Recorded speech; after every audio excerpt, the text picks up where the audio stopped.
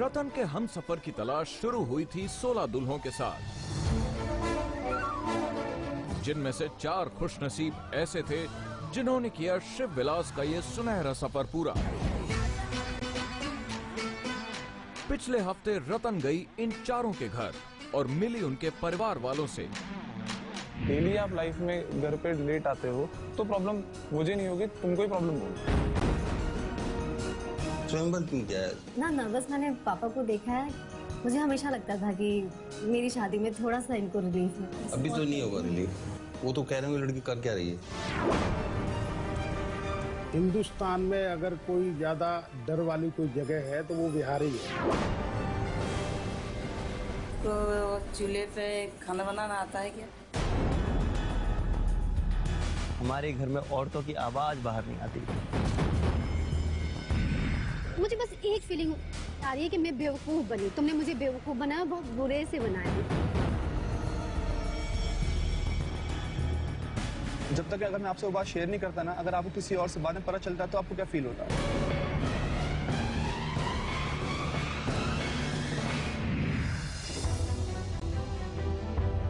पर अब आ गई है वो घड़ी जहां पे रतन को लेना पड़ेगा अब तक का सबसे कठिन फैसला।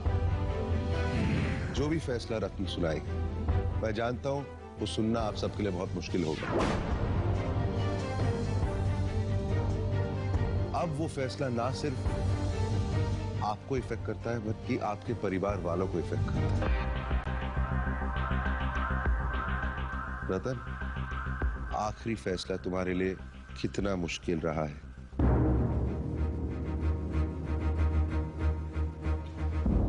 नहीं बोल सकती कुछ, मैं कुछ नहीं समझ आ रहा मुझे।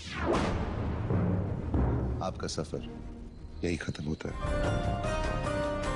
कौन है वो दूल्हा जिसे आज स्वयंवर का सफर छोड़कर जाना पड़ेगा?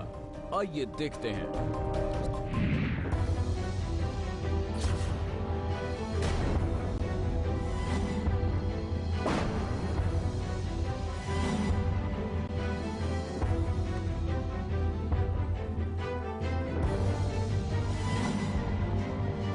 जो भी फैसला रत्न सुनाएगी, मैं जानता हूं वो सुनना आप सबके लिए बहुत मुश्किल होगा। मेरे ताया ने अभी तक मेरी माँ की शक्ल नहीं देखी है। जो मैं छुपाना नहीं चाह रहा था पर शायद तक बता नहीं पाया आपको, मौका नहीं मिला या कुछ था, कंफ्यूजन है।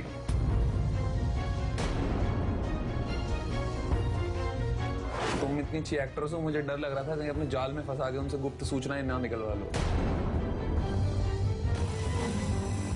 कि अगर तुम ऐसा शादी करती हो तो कभी कोई प्रॉब्लम नहीं होगी।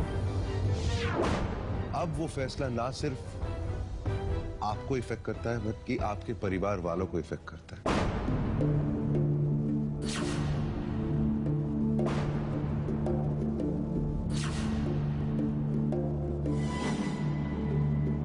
आप में से आज कोई एक यहां से विदा होगा।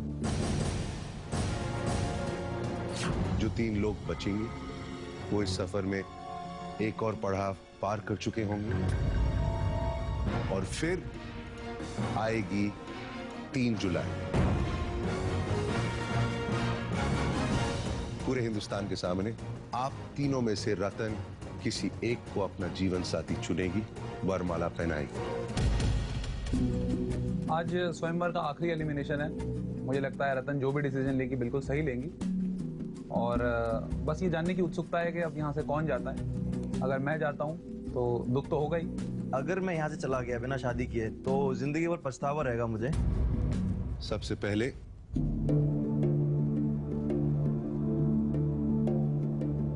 अभिनव को बुलाना चाहूंगा।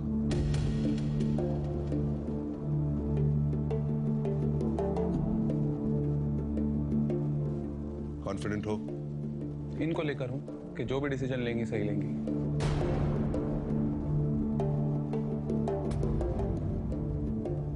कंग्रेचुलेशंस, ये सफर आपके लिए जारी रहेगा।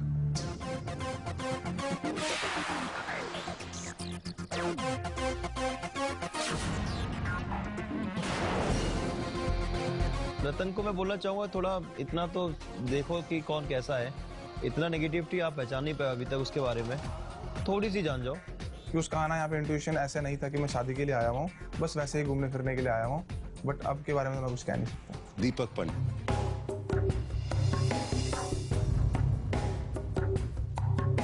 दीपक ने बहुत साफ तरीके से हम सबको बताया है कि अगर उस फैसले के दिन तुम इसे चुनती हो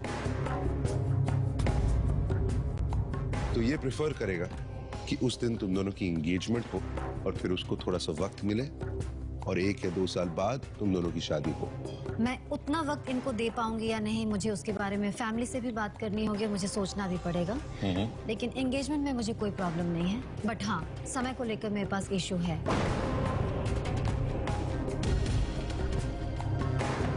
अगर मुझे लगा कि सब कुछ वर्कआउट हो रहा है जैसा जो सही है, अगर वो सब कुछ ऐसा लगता है तो हाँ, हो सकता है। कंग्रेचुलेशंस दीपक, ये सफर तुम्हारे लिए भी सच जारी है।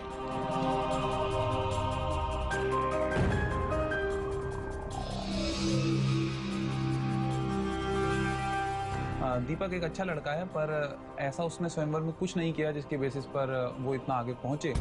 मुझे लगता है कि रतन कुछ समझ पा रही होगी वो कैसा है क्या है, चुपचाप चले आ रहा है और अब टॉप 3 तक आ गया है वो। अनुपम और अभिमन्यु, आप दोनों सामने आइए।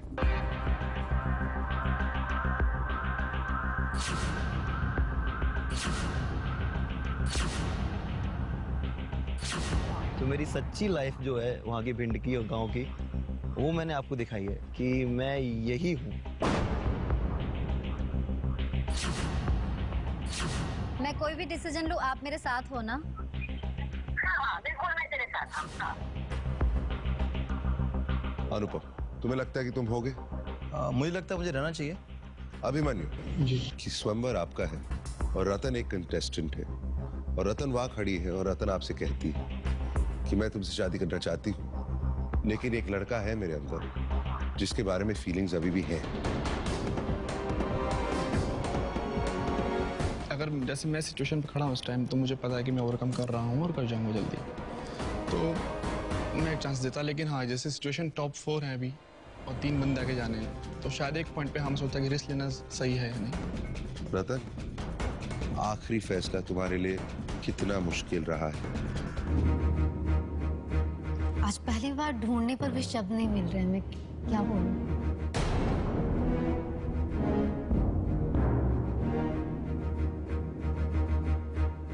नहीं बोल सकती कुछ, मैं कुछ नहीं समझ आ रहा मुझे। अनुपम, ये सफर यहीं खत्म नहीं होता है।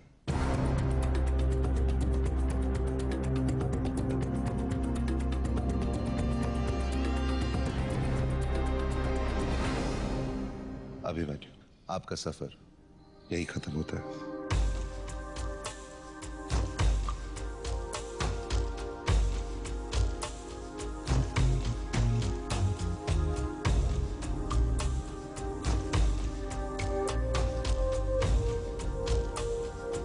अभिमन्यु को एलिमिनेट किया और मेरे हिसाब से ये एक सही डिसीजन था। जाने से पहले रतन से, हम में से किसी से भी कुछ भी कहना चाहेंगे? आज मैं नर्वस नहीं था, लेकिन डरा भी नहीं था, पर हाँ दुख जरूर था, क्योंकि मुझे इंट्यूशन हो गई थी कि मैं ही जाऊंगा। चल, क्या कर सकते हैं, होता है।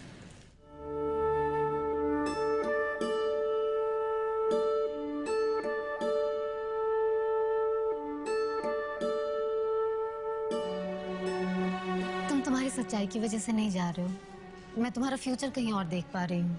मुझे लग रहा है कि मत कहो, रहने दो। लेकिन सिर्फ इतना कहूंगी कि तुम सच में सच्चाई की वजह से नहीं जा रहे हो, और सच्चे हो, अच्छे हो, इसलिए शायद ये मैं दावे के साथ कह सकती हूँ कि हम लोग अच्छे दोस्त जरूर रहेंगे। डेफिनेटली। बट तुम भी सच बोलना छोड़ना नहीं, क्योंकि सच में ये सच की वजह से नहीं छोड़ूंगा। शराब छोड़ दूंगा पक्का। प्रॉमिस? प्रॉमिस।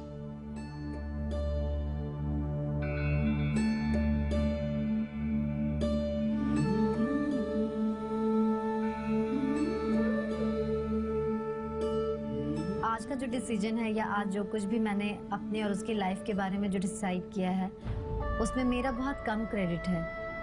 इसमें सबसे ज्यादा अभिमन्यु का क्रेडिट जाता है सच बोलने का। अगर वो चाहता तो बहुत इजीली आगे सफ़र उसका कंटिन्यू हो सकता था। बस एक छोटे से झूठ की ज़रूरत थी। ये एलिमिनेशन सिर्फ मेरी जो मैंने स्टेटमेंट दी थी अपने एक्स गर्लफ्रेंड को लेकर उसी कारण हुआ है। यहाँ आने के लिए बहुत बहुत शुक्रिया। Thank you. पूरा यकीन है जहाँ भी जाओगे सफलता पाओगे। बहुत अच्छे इंसान हैं, ऐसे ही रहो। तो पल रुका ख्वाबों का कारवां और फिर चल दिए तुम कहाँ हम कहाँ। दो पल की थी ये दिलों की दास्तां और फिर चल दिए तुम कहाँ हम कहाँ। और फिर चल दिए तुम कहाँ हम कहाँ।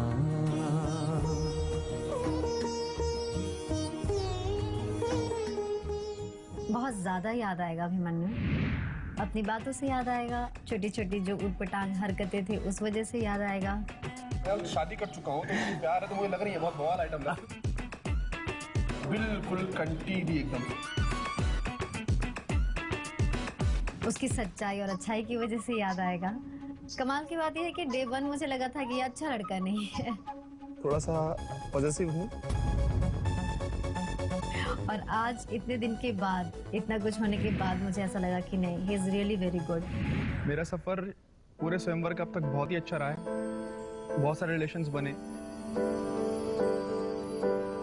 जो रिलेशन बनाने आया था वही नहीं बना, बाकी सारे बन गए। एक योद्धा एक राजकुमारी के लिए आया है। आपका सफर यही खत्म होता है।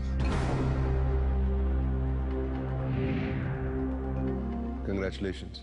Thank you. आप सबने आखिरी पड़ाव भी पार कर दिया। अब आप सब फाइनल 3 हैं। आप सब के लिए अब जश्न होंगे, हल्दी, मेहंदी, संगीत। आपके परिवार वाले भी आएंगे, दोस्त आएंगे और फिर फैसले की रात आप में से कोई एक रतन का जीवन साथी बनेगा। और हम फिर मिलेंगे बहुत जल्द। बाय। खुशी है कि रतन ने ये सोचा कि हम टॉप 3 में आने लायक हैं, पर साथ ही साथ नर्वसनेस भी है कि आगे अब होगा क्या। टॉप 3 में आके बहुत अच्छा लग रहा है। सोचा नहीं था कि पहुंचूंगा, एक उम्मीद लेके आया था कि पहुंच जाऊंगा शायद, लेकिन आज पहुंच ही गया फाइनली। अब स्वयंवर में बचे हैं 3 दूल्हे जिनके साथ होंगी शादी की सभी रस्में, हल्दी, मेहंदी, संगीत। और इन्हीं में से कोई एक बनेगा रतन का हमसफर, जिसे रतन पहनाएंगी वरमाला पूरी दुनिया के सामने। कौन होगा वो खुशनसीब? इस फैसले को लेने के लिए रतन परखेंगी तीनों दूल्हों को, उनके साथ अलग अलग वक्त बिताकर। सबसे पहले रतन पहुंची ग्लोबल पगोड़ा अनुपम से मिलने।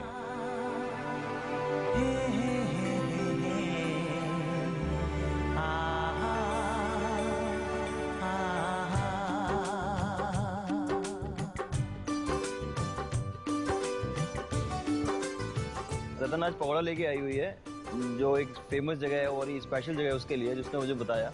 अध्यात्म की बात है, मैंने कभी सोचा नहीं रतन करती भी ऐसा कुछ, तो सब बहुत सरप्राइज था मेरे लिए। आप यहाँ पे लेके आए ना मेरे को, ये मेरे लिए one of the best gift होगी। चौपर से भी अच्छी गिफ्ट है मेरी।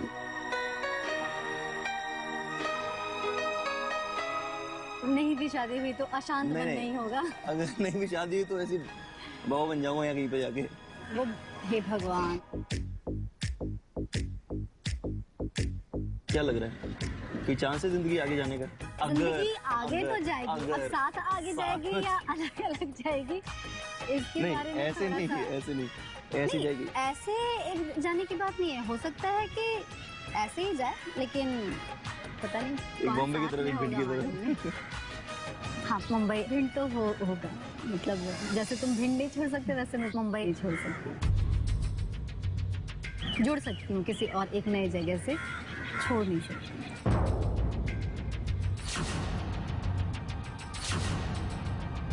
अच्छा, एक अजीब सा सवाल पूछूं?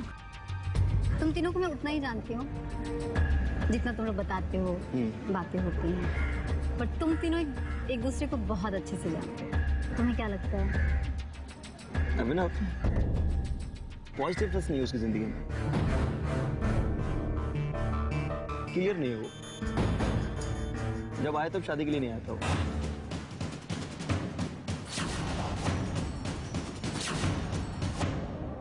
मुझे नहीं पता कि ऐसा क्यों बोला अनुपम ने कि अभिनव शादी के लिए नहीं आया है। ये टाइम ऐसा चल रहा है, इतना लास्ट स्टेज है जहाँ मुझे डिसीजन लेना है। अगर इस टाइम पे मुझे इस टाइप की बातें अगर सुनने को जानने को मिल रही है तो थोड़ा, एक्चुअली थोड़ा नहीं, बहुत अजीब लग रहा है कि ये क्या हो रहा है। दीपक पंडित पॉजिटिव बंदा है, ठीक है, सब कुछ ठीक है, कल्चरल है, अभी स्टैब्लिश नहीं हुआ वो। अभी उसको बहुत जिंदगी देखनी है, अभी बहुत। शादी इजी होता है कहना करना, इजी नहीं है। दीपक में कर लेगा, चला भी लेगा, बहुत अच्छे चला लेगा, लेकिन मुझे नहीं लगता अभी तक वो रेडी है। मैं उससे अभिनव और दीपक के बारे में सुन रही थी। इसका सिर्फ मतलब ये नहीं है कि मैं उसकी बातों से जजमेंटल हो जाऊंगी और मैं कुछ उसके बेस पे मैं कोई डिसीजन लूंगी, लेकिन इससे और भी बहुत कुछ पता चलता है। कुछ चीज़ें मैंने भी ऑब्जर्व की है जो तुम्हारी हैं। बादल पे गुस्सा बहुत ज़्यादा हो जाता है। लाइक वो वाली आदत है कि मैंने देखा है कि लड़के तुम्हें वो आके बोलते हैं कि चल ना यार अनुपम, चल यहाँ चलते हैं, उसके बाद तुम उठते हो, अदरवाइज तुम नहीं उठते। उसका रीज़न ये होता है कि कुछ चीज़ें बैक स्टेज हो रही होती हैं जो मेरे दिमाग में घूम रही होती हैं, और मेरे से नहीं हो पाता कि मैं 10 मिनट पहले कुछ और फेस हो और 10 मिनट बाद और कुछ फेस हो। मेरे को वक्त लगता है, मैं चेंज नहीं हो पाता। शोएब के टाइम से मैं कितने दिन चुप रहा। शोएब की कोई बात ऐसी बुरी लगी जो अभी तक बाहर निकल के आई नहीं। अभी तक बाहर निकल के आई ही नहीं। कब निकालोगे?